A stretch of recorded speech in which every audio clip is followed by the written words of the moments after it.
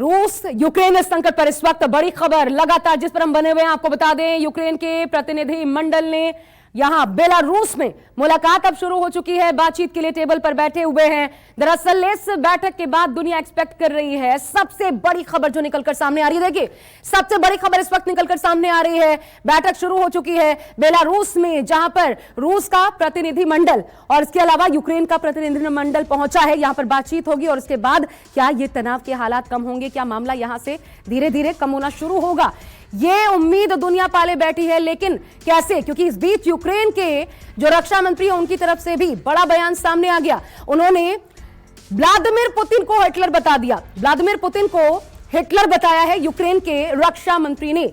और इसलिए सवाल उठ रहा है कि आखिर कैसे इस बैठक में बात बनेगी। देखिए यूक्रेन के रक्षा मंत्री रेजनिकोव बैठक में मौजूद हैं, यूक्रेनी सांसद डेवी अरखामिया वो भी बैठक में शामिल हैं, जेलेंस्की के सलाहकार पोडोलैक भी बैठक में मौजूद है, इसके अलावा उप विदेश मंत्री निकोलाई टोचिस्क भी मीटिंग में हैं। तो बड़े चेहरे हम आपको बता रहे हैं, यूक्रेन के रक्षा मंत्री रेजनिकोव खुद बैठक में मौजूद हैं, इसके अलावा यूक्रेनी सांसद डेवी अरखामिया बैठक में मौजूद हैं, जेलेंस्की के सलाहकार पोडोलैक भी बैठक में मौजूद हैं। तो बड़े चेहरे हैं। लेकिन बड़ी बात यह है, और शीतल राजपूत मेरे साथ लगातार मौजूद है, सीधा एक बार उन्हीं का रुख कर लेते हैं। शीतल, बड़े चेहरे मौजूद हैं, लेकिन इस बीच देखिए जैसा इससे पहले भी हम जिक्र कर रहे थे कि हिटलर बता देना इस बैठक के बीच में ही पुतिन को, लेकिन बड़े चेहरों को भी भेजना, एक तरीके से ये दिखाना कि हम चाहते हैं कि ये जो बैठक हो रही है इससे कोई बड़ी राह निकलकर सामने आए, मामला सुलझे। लेकिन कितनी उम्मीदें करें, चाहे रशिया के स्ट्रैटेजी को देखें या फिर यूक्रेन के। बिल्कुल बिल्कुल, हम तस्वीर भी दिखाएंगे अपने दर्शकों को। आशा जो आ रही है इस वक्त कोमेल से, जहां पर यूक्रेन और रूस के प्रतिनिधि बैठ गए हैं बातचीत के लिए, वो तस्वीर आप अपने टीवी स्क्रीन पर देख रहे हैं और देखेंगे। बातचीत के दौरान ये जो माहौल बनाया जा रहा है, जो आक्रामक माहौल, जो कि यूक्रेनी विदेश मंत्री ने बयान दे दिया, हिटलर से तुलना कर दी पुतिन की, ये इसे कहां तक सही और समझदारी भरा बयान ठहराया जा सकता है, इस पर एक बड़ा सवालिया निशान यूक्रेन की मंशा पर खड़ा हो जाता है। हालांकि यूक्रेन इस कदर ये बयानबाजी कर पा रहा है क्योंकि वेस्ट उससे करवा रहा है, पश्चिमी देश कहलवा रहे हैं, ताकि बातचीत की मेज पर रूस एक बैकफुट के साथ आए। रूस एक हारा हुआ तो नहीं कहूंगी, लेकिन थोड़ा सा नरमी के साथ बातचीत की रुख पर यूक्रेन का सामना करे।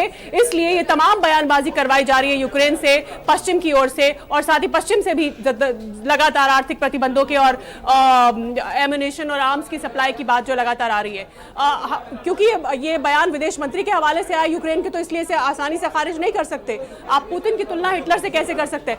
मतलब रूस पर यह दबाव बनाया जा रहा है कि इस वक्त आपका रवैया वैसा ही है जैसा दूसरे विश्व युद्ध के दौरान हिटलर का था, जर्मनी का था। एक तरह से ये रूस को संकेत दिया जा रहा है कि आप पूरी दुनिया में सवाल ये खड़ा होता है, जिस दबाव की आप बात कर रही हैं, क्या ये दबाव इसलिए भी क्योंकि हमने देखा इससे पहले रशिया ने कहा कि हम सशर्त बात करेंगे, पहले हथियार डालेंगे फिर हम बात करेंगे, ये यूक्रेनी सेना हथियार डाले फिर हम बात करेंगे। उसके बाद जब थोड़ा और दबाव बढ़ा तो फिर पुतिन मान गए कि ठीक है, बिना शर्त के बातचीत करने को रशिया तैयार है। क्या इसलिए लग रहा है, क्या इसलिए इस प्रकार के बयान आ रहे हैं कि टेबल पर बैठे तो एक और दबाव रहे? मुझे लगता नहीं है कि रूस पर बहुत ज्यादा रूस दबाव के प्रभाव में आ रहा है या आएगा। अब देखिए दोनों ही तरफ से हम जैसे बात लगातार कर रहे थे कि दोनों ही तरफ से स्थिति को कि एक ने अंडर एस्टिमेट किया, एक ने ओवर एस्टिमेट किया।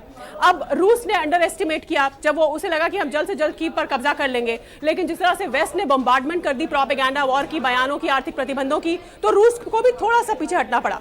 दूसरी तरफ से इन्होंने ओवर एस्टिमेट किया यूक्रेन के राष्ट्रपति ने कि अमेरिका और नेटो तो बिल्कुल मुस्तैदी से हमारे साथ खड़े हैं और हम जंग में चले जाएंगे, ये लोग आ जाएंगे हमारी मदद के लिए। वो नहीं हुआ, बूट्स ऑन ग्राउंड वो ला नहीं सकते कानून के मुताबिक। तो दोनों ने ही स्थिति को थोड़ा सा गलत आंका और भापा, और इस वजह से अभी दोनों बैकफुट पर है। लेकिन मैं ये कहूंगी कि यूक्रेन की स्थिति ज्यादा खराब है क्योंकि पश्चिमी देश ऑन ग्राउंड नहीं आ सकते, कानून के मुताबिक वो सेना नहीं ला सकते, वो रूस के खिलाफ प्रतिबंध कर सकते हैं, वो सैन्य मदद का ऐलान कर सकते हैं, लेकिन वो ऑन ग्राउंड अपने बूट्स यानी अपने सैनिक नहीं ला सकते क्योंकि यूक्रेन ना तो नेटो का सदस्य है और ना ही यूरोपीय यूनियन का सदस्य है। तो यूक्रेन, और इस वक्त आप देख रहे हैं, हम थोड़ी देर पहले देख रहे थे कि कीव पर भी बमबारी रूसी फौज की लगातार हो रही है। तो जंग रुकी नहीं है, युद्ध लगातार बना हुआ है। और आप देखिए यूक्रेन का पूरी तरह से उनके आर्म्स एंड एम्यूनिशन एक तरह से तबाही की तरफ हैं, तभी वो अपने कैदियों को आर्म कर रहे हैं, वो अपने नागरिकों को हथियार दे रहे हैं। और रूस का तो ये भी आरोप है कि यूक्रेन अपने नागरिकों को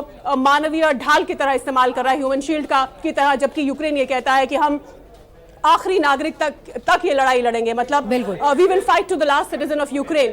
तो इस वक्त बातचीत की मेज पर सबकी नजर है, लेकिन आसानी से कोई इसमें जल्दी फैसला होगा ऐसा लगता नहीं है। दोनों ही पक्ष अपनी अपनी पोजीशन पर अड़े हुए हैं। रूस ने यह कह भी दिया है कि दोनों पक्षों की पोजीशन का ध्यान रखा जाए। यहाँ पर शीतल, रशिया के स्टैंड की बात करना भी बहुत ज्यादा महत्वपूर्ण हो जाता है। एक तरफ ये खबर सामने आ रही है कि रशिया यूरोपियन कंट्रीज में जो उनके अपने नागरिक हैं उनको पहले वापस लाएगा। दूसरी तरफ सवाल ये भी उठ रहा है, रशिया, जैसा कि इससे पहले आपने एक रशियन सांसद से बात की थी, उन्होंने कहा जो नेटो देश कर रहे हैं या फिर जो ईयू का रुख है, एक तरीके से आग में घी डालने का काम ये कर रहे हैं। तो ये दो चीजें हमारे सामने हैं।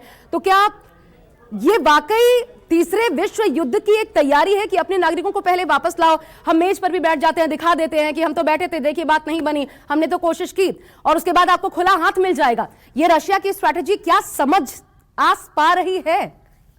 देखिए, हमारी जिन लोगों से बात हो रही है, फिर चाहे वो रूस में हो या अमेरिकी या वेस्ट के पक्षकार हो, सभी का ये मानना है कलेक्टिवली कि विश्व युद्ध का खतरा इस वक्त कोई देश मोल लेने की स्थिति में नहीं है।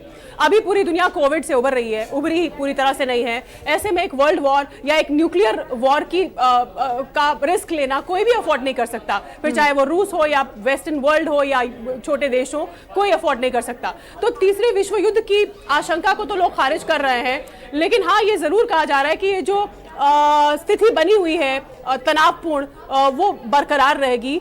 दरअसल ये मामला जो है वो वेस्ट चाहता है कि पूरी तरह से रूस को घेरे।